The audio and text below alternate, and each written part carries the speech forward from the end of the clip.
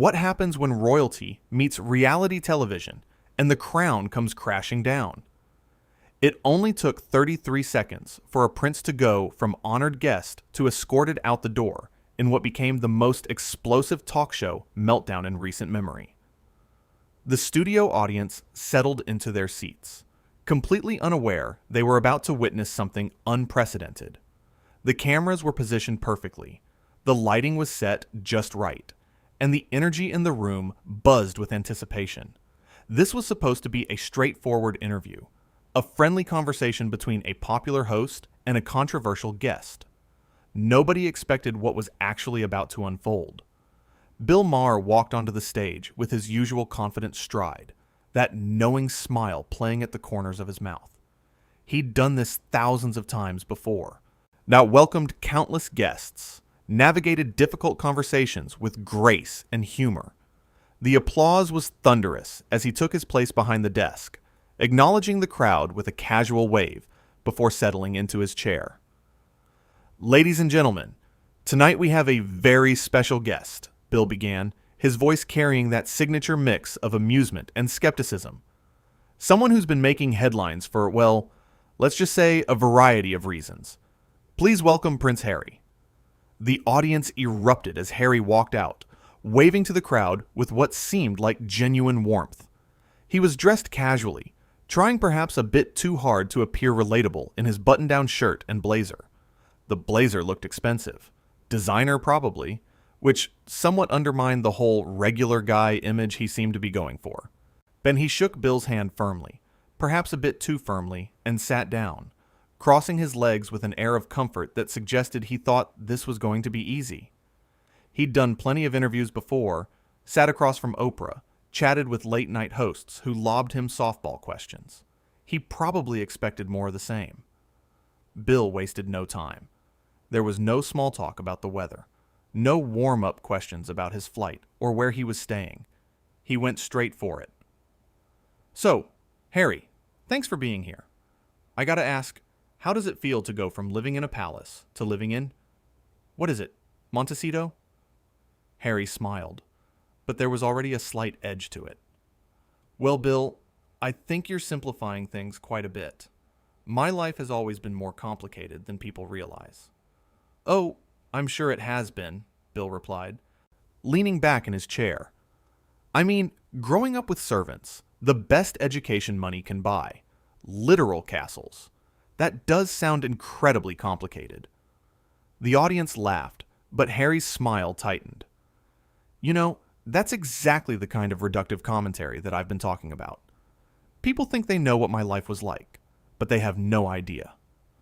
Okay, enlighten us, Bill said, spreading his hands wide. What don't we understand about growing up as a prince? Harry shifted in his seat, his voice taking on a lecturing tone. The pressure, Bill. The constant scrutiny. Every single move I made was analyzed, criticized, torn apart by the media. Can you imagine living like that? Bill nodded slowly. You're right. I can't imagine that. You know what I also can't imagine?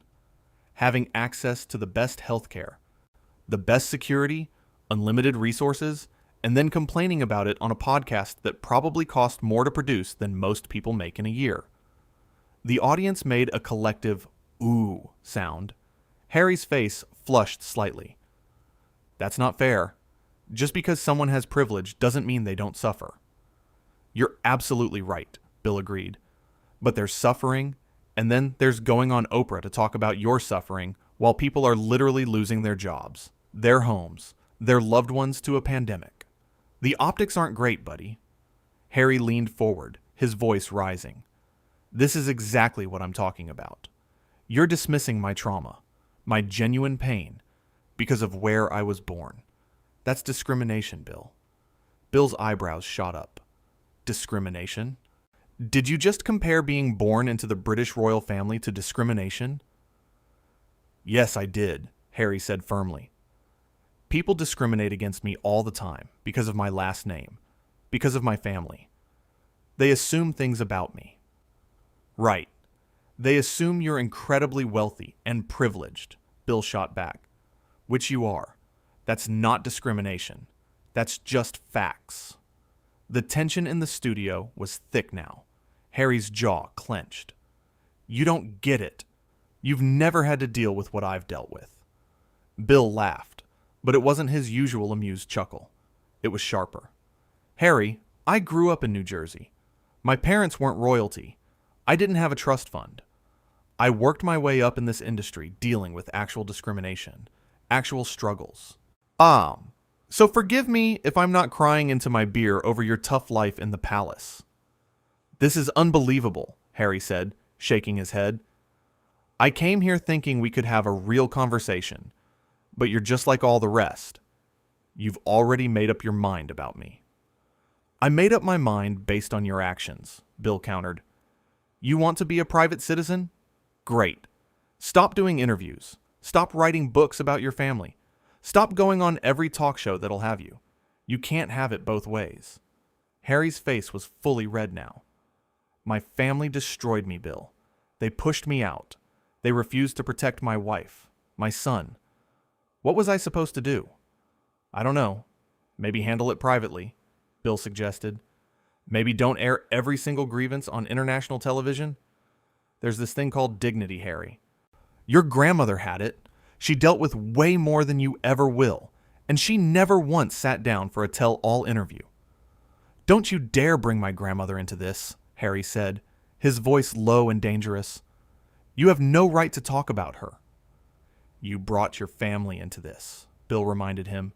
You're the one who wrote a book about your brother, your father, your grandmother. You opened that door, not me. Harry stood up suddenly, his chair scraping against the floor. I don't have to sit here and listen to this. Then don't, Bill said calmly, still seated. But before you go, maybe think about why every interview you do ends the same way, with you playing the victim. I am a victim, Harry insisted, his voice echoing through the studio. The words hung in the air, seeming to bounce off the walls and right back at him. I'm a victim of a corrupt system, of a racist institution, of a family that cares more about their image than their own blood. Bill stood up now too, facing Harry directly. The two men were eye to eye now, the desk no longer between them, just raw confrontation in the middle of a television studio. You know what, Harry? A lot of people are victims. Real victims. People who don't have platforms, who don't have millions of dollars, who don't have the luxury of moving to California and signing Netflix deals. Those are victims. You're just a guy who had a lot and wants sympathy for it. How dare you, Harry said, pointing his finger at Bill. His hand was shaking slightly. Whether from anger or adrenaline was hard to tell. You sit here in your comfortable studio, making jokes, thinking you're so clever. But you're nothing, Bill. You're a glorified comedian who peaked 20 years ago. You're irrelevant. Nobody even watches this show anymore. The audience gasped. Some people put their hands over their mouths. Others leaned forward in their seats, not wanting to miss a single second. Bill's expression didn't change, but something flickered in his eyes. It wasn't hurt or anger. It was almost like satisfaction. Like Harry had just proven every point Bill had been making. There it is, he said quietly, his voice steady and calm in contrast to Harry's emotional outburst. The real you, not the humanitarian, not the mental health advocate. Just an entitled guy who can't handle being challenged. The second someone doesn't bow and scrape, doesn't treat you like royalty, you lash out. You insult. You try to belittle them. I've done more good in this world than you ever will, Harry shot back, his voice getting louder with each word. I've served my country. I've raised awareness for important causes. I've used my platform to help people who are suffering.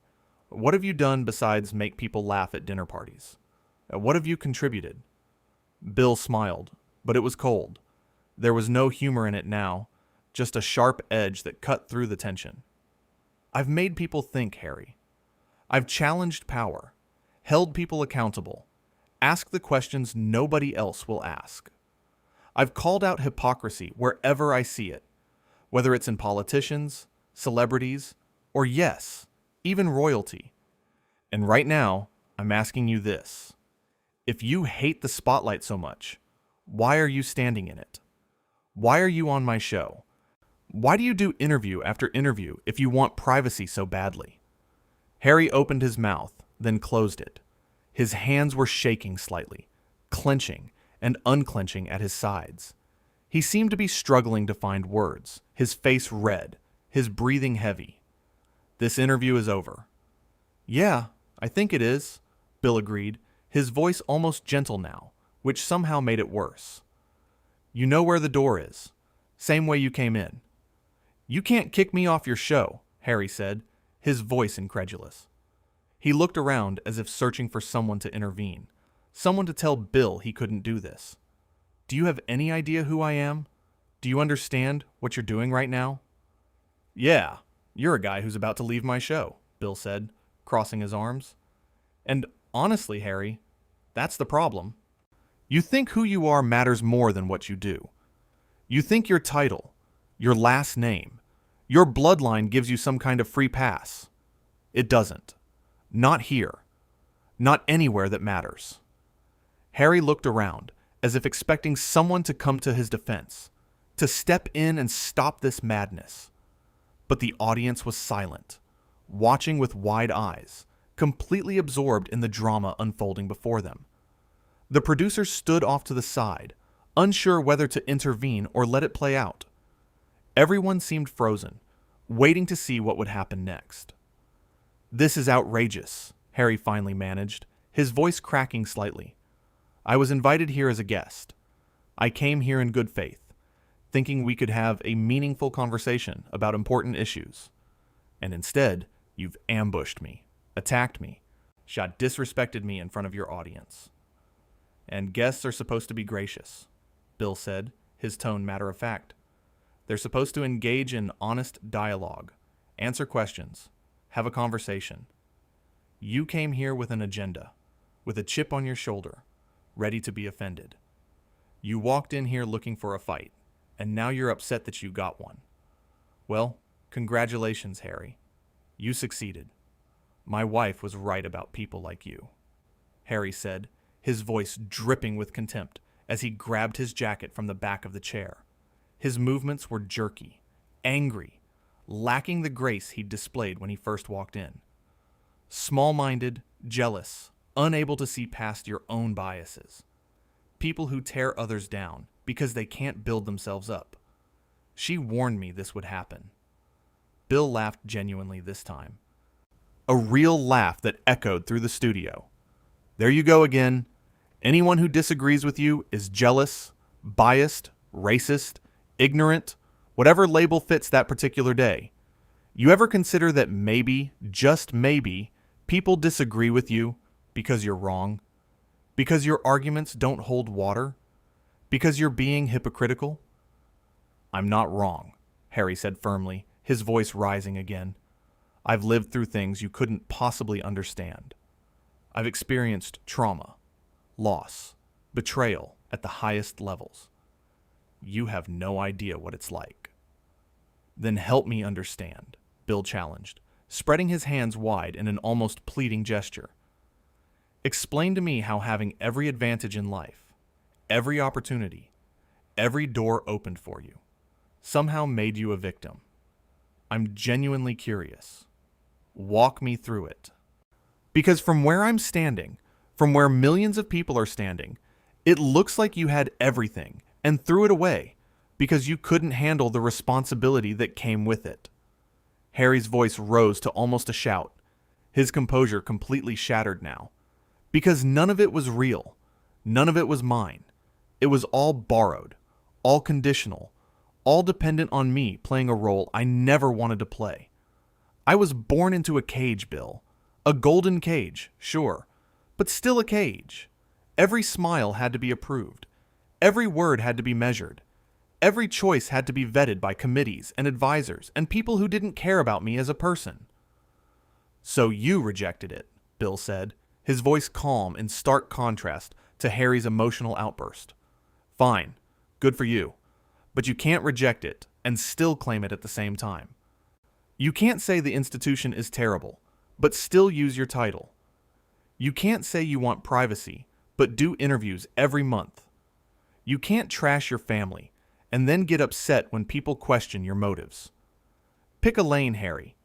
Be a prince or be a private citizen, but you can't be both. You don't get to tell me what to do, Harry said, his finger jabbing toward Bill again, almost aggressive in its gesture. You're not my family. You're not my friend. You're just some talk show host who thinks he's important. You're nothing to me, Bill. Nothing. Bill's voice remained calm, which seemed to infuriate Harry even more. You're right. I'm just a talk show host, but at least I'm honest about what I am. Can you say the same? Harry grabbed his microphone and pulled it off, the wire tangling for a moment before coming free.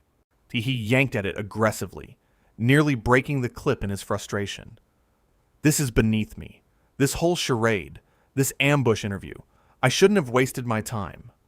Then by all means, Bill gestured toward the exit with a casual wave. Don't let the door hit you on the way out.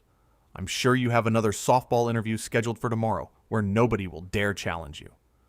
Harry stared at him for a long moment, his chest heaving with barely controlled rage, his fists clenched and unclenched at his sides.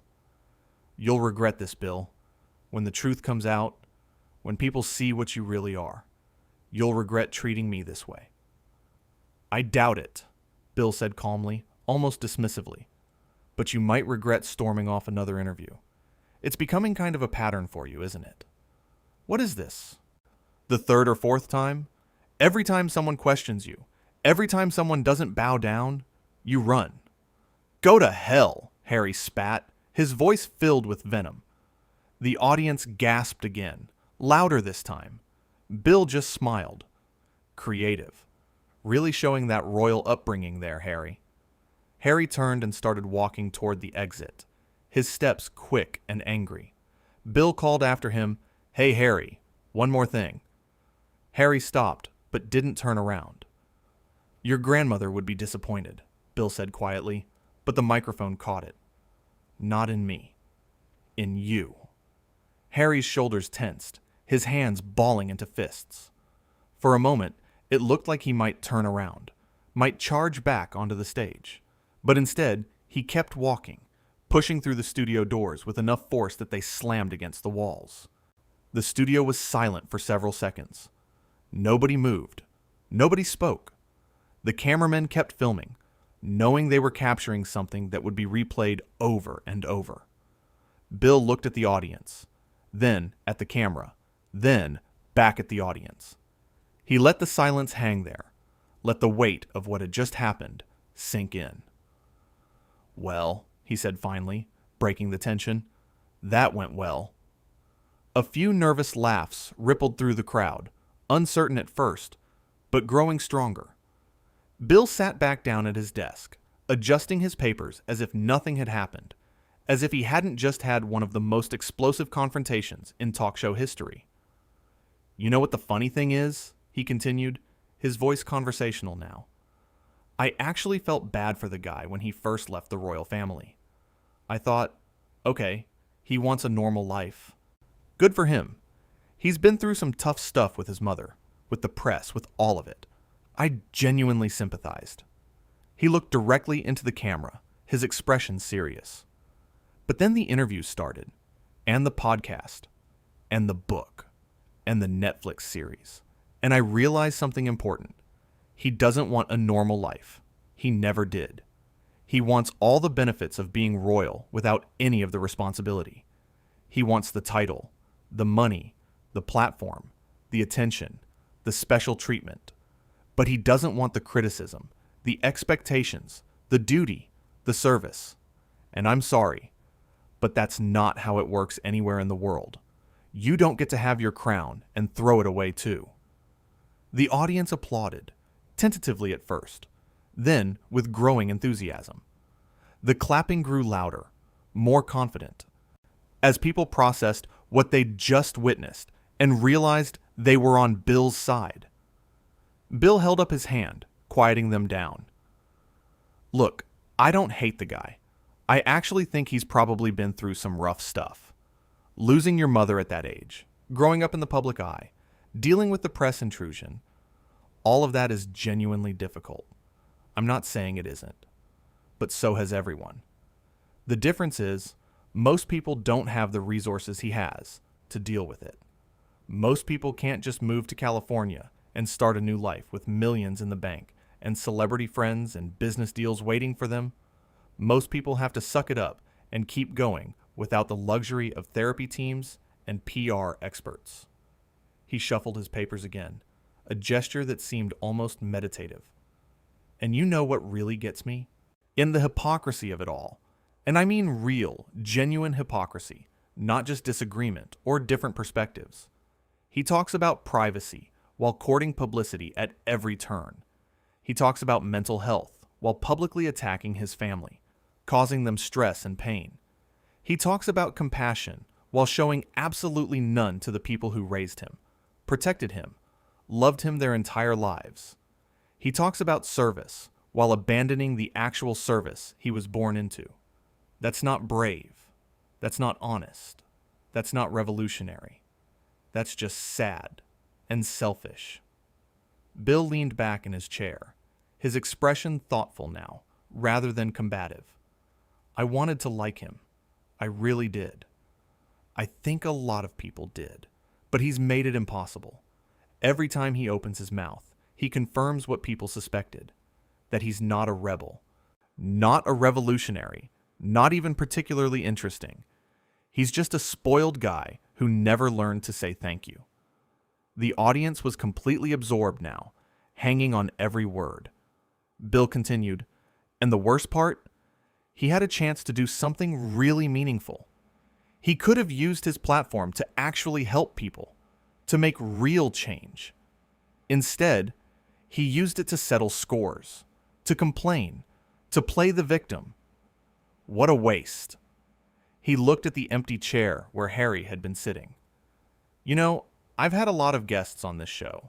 Politicians, celebrities, activists, regular people with extraordinary stories, and I've disagreed with plenty of them. But I've never had someone storm off because they couldn't handle being asked basic questions. That takes a special kind of fragility. Bill turned back to the camera. Here's the thing about privilege. It's not a bad thing. There's nothing wrong with being born lucky. But what you do with that privilege, that matters. You can use it to help others, to make the world better, to give back. Or you can use it to make yourself the center of attention, to demand sympathy, to burn bridges. Harry chose the latter.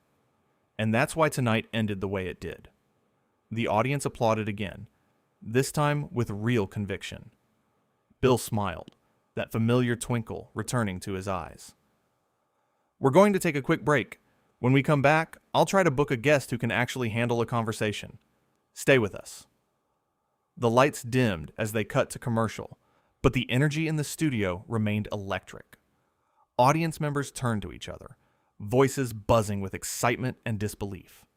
Some pulled out their phones, already texting friends about what they'd just witnessed. Others just sat in stunned silence, processing the confrontation they'd seen unfold. Backstage, production assistants scrambled to figure out what to do with the rest of the show. The segment with Harry was supposed to last another 15 minutes. Now, they had empty airtime to fill, but Bill seemed unconcerned, chatting casually with his producers as if he'd just finished a normal interview.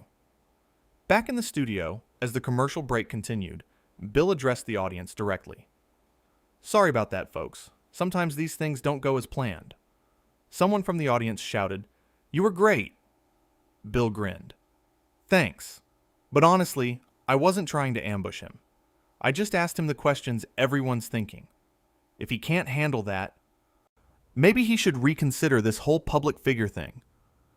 Another audience member called out, "Do you think he'll respond?" Bill shrugged. Probably. I'm guessing we'll get a strongly worded statement from his PR team about how I was disrespectful or didn't understand his truth or whatever. That's usually how this goes. Do you care? Someone else asked. Not really, Bill admitted. Look, I respect what he's trying to do, at least in theory. Mental health awareness, supporting veterans, all that stuff is great, but you can't be a hypocrite about it. You can't preach compassion while showing none. You can't demand privacy while seeking publicity. At some point, you have to practice what you preach. The stage manager signaled that they were about to come back from commercial. Bill straightened his papers one more time and faced the camera as the lights came back up. "Welcome back," he said smoothly.